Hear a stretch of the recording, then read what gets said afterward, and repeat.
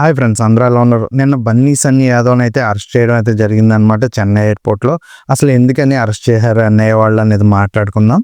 బేసిక్‌గా బన్నీ సన్నీ యాదవ్ మీద అయితే ఆల్రెడీ అయితే పోలీసులు అయితే నిఘా అయితే పెట్టారు. ఆల్రెడీ బెట్టింగ్ యాప్స్ గురించి అయితే ఆయన గురించి అయితే కేసు అయితే ఫైల్ అయినాయి. అప్పుడు ఆయన కూడా ఒక కేసు అయితే ఫైల్ చేశాడు. నన్ను అరెస్ట్ చేయకండి అన్నట్టుగా కోర్టులో అయితే ఫైల్ చేశాడన్నమాట. ప్రస్తుతానికైతే బెట్టింగ్ యాప్ అనేది పోలీసులు అంతగా పట్టించుకోవట్లేదు. కానీ ఇక్కడ విషయం ఏంటంటే ఎన్ఐఏ వాళ్ళు అయితే బన్నీ సన్నీ యాదవ్ అయితే బాగా పట్టించుకున్నారు. దానికి కారణం ఏంటంటే అతని ఛానల్లో ఈ మధ్య పాకిస్తాన్ వీడియోలు అయితే పోస్ట్ చేయడం జరుగుతుంది. పాకిస్తాన్ ఇప్పుడే వెళ్ళాడంటే కాదు, పాకిస్తాన్ వెళ్ళింది ఫిబ్రవరిలో వెళ్ళాడనమాట.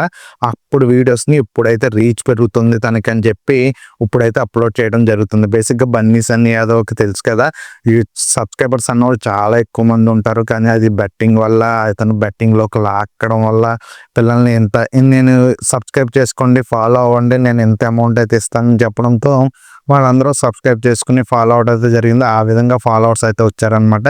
కానీ నిజమైన వీడియోస్ చూసే ఫాలోవర్స్ అయితే కాదు. సో దానివల్ల షార్ట్లకి అయితే రీచ్ ఉంటుంది కానీ ఫుల్ వీడియోస్కి అయితే రీచ్ అయితే ఉండదు. సో పాకిస్తాన్ వీడియోస్ ఇప్పుడైతే పోస్ట్ చేస్తే చాలా బాగా రీచ్ ఉంటుందని అతనైతే అనుకున్నాడు అనమాట. పాకిస్తాన్ వీడియోస్ ఇప్పుడు ఎందుకంటే రీసెంట్గా పహల్గామ్ దాడి అయితే జరిగింది కదా, ఆ దాడి తర్వాత అయితే పాకిస్తాన్ గురించి, ఇండియా గురించి చాలా విధంగా వీడియోస్ అయితే నెతుకుతున్నారు.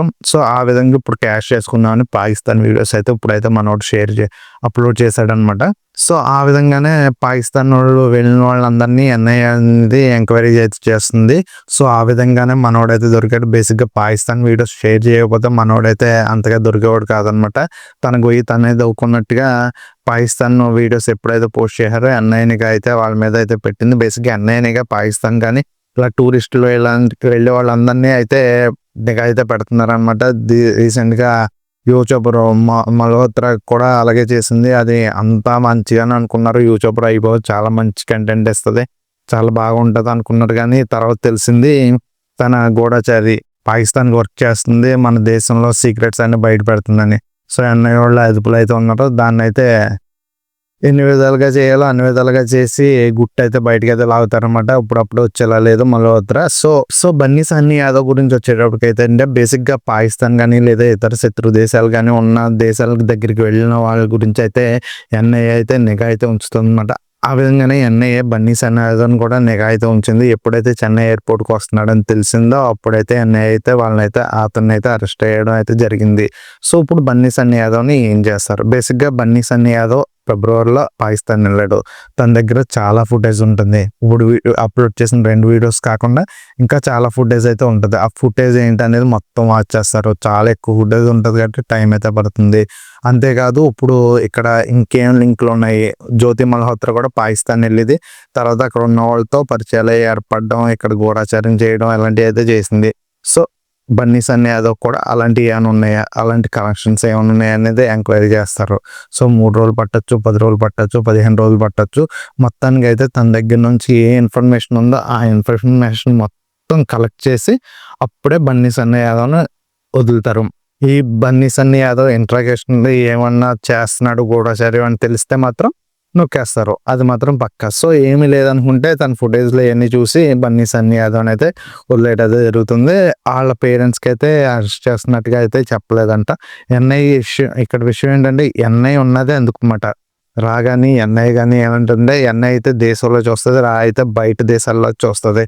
సో వీళ్ళు ఎక్కడికైనా వెళ్ళిపోతారు, ఏదైనా చేయొచ్చు. సో ఎన్ఐ అనేది ముందుగా చెప్పాల్సిన అవసరం అయితే లేదని ఎన్ఐకి ఉన్న నియమాల్లో ఒకటి ఉంది. సో పేరెంట్స్ చెప్పకపోయినా ఇక్కడ ఎన్ఐ అనేది కేర్ తీసుకుంటుంది. ఏం చెప్పగలం చెప్పండి? అంతకుముందు హైదరాబాద్లో కానీ, సంగారెడ్డి కానీ, విజయనగరంలో కానీ ఇలాంటి వాళ్ళు చాలా నార్మల్గానే ఉంటారు. ఎవరు ఎలాంటి వాళ్ళు అనేది చెప్పలేము.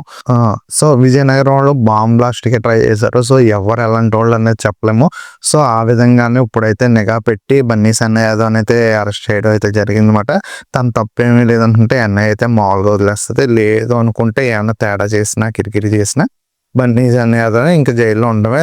దాదాపుగా 3 సంవత్సరాల నుంచి జీవిత ఖైదు కూడా పడే అవకాశం అయితే ఉంది. సో బన్నీ సన్నీ యాదవ్ అనేది క్లీన్ చీట్ ఇస్తే మాత్రం 3 రోజుల్లో కానీ 1 రోజుల్లో కానీ వచ్చేస్తాడు. లేదనుకుంటే ఇంకేమైనా లొసుగులు ఉంటే మాత్రం మనోడు అప్పుడే బయటకు అయితే రాడనమాట.